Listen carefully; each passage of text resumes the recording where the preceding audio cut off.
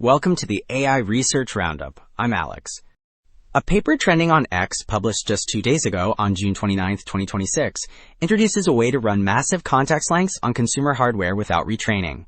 This paper is titled Hierarchical Global Attention, or HGA.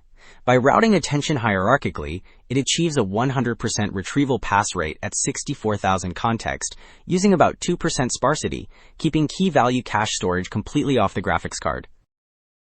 Alright, Table 3 outlines how the routing method performs across various context sizes.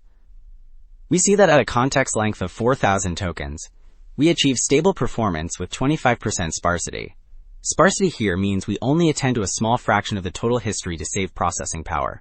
As we scale up to 64,000 tokens, the sparsity level drops to just about 6%, yet the loss gap remains incredibly small, at roughly 0.01 nats. This tiny gap indicates that the model retains its predictive accuracy despite processing only a fraction of the historical keys and values. While Table 3 analyzed validation metrics across context lengths, Table 1 details the actual hardware and model setup used for this demonstration. The researchers tested a 30 billion parameter QN3 model, quantized to 8-bit floating point format, on a single NVIDIA RTX 5090 graphics card with 32 gigabytes of video memory. To fit a 32,000 token context on this single GPU, the historical key value storage is kept in host memory, and only the selected chunks are fetched dynamically. Consequently, the video memory consumption remains strictly bounded by the model weights and the active working set. Table 2 breaks down this validation loss in detail, comparing dense and routed losses across different sparsity levels. This loss is measured in nats, which is a standard unit of information entropy based on natural logarithms. At a context of 16,000 tokens, restricting attention to just 12.5% of the tokens results in a tiny difference under 0.01 nats. Even at 65,000 tokens, with a tight 6% budget, this gap remains extremely small. Well, Table 4 shifts the focus from validation loss to retrieval accuracy with a classic needle in a haystack test. This test hides a specific fact at different depths within a 64,000 token context.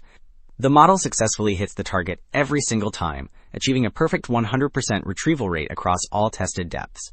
However, the time to first token, which is the delay before the model begins generating its very first word, remains high, reaching up to 1300 seconds. This latency is a software limitation of the current PyTorch implementation rather than a flaw in the routing algorithm itself. Table 5 evaluates fine-tuning a QN3 model with 600 million parameters on long documents, comparing 3 distinct configurations.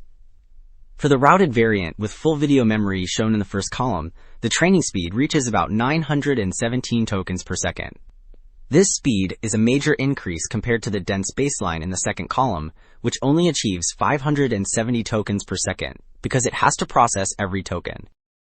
Table 8 presents a speed benchmark comparing the Triton-fused implementation against a dense baseline on a 12,000 token sequence. A Triton-fused implementation, which is a custom graphics card program that merges multiple operations together to avoid slow memory transfers, delivers massive speed gains. For training, the routed model achieves nearly 41,000 tokens per second, representing a speedup of 2.7 times. During the forward prefill phase, the routed model runs over 2 times faster because it only attends to a small fraction of the history. Ultimately, hierarchical global attention shows that we can run massive 64,000 token contexts on a single consumer graphics card without sacrificing accuracy or needing any retraining. This system significantly democratizes access to long context artificial intelligence models. And that's a wrap. I'm Alex from the AI Research Roundup. Thanks for tuning in.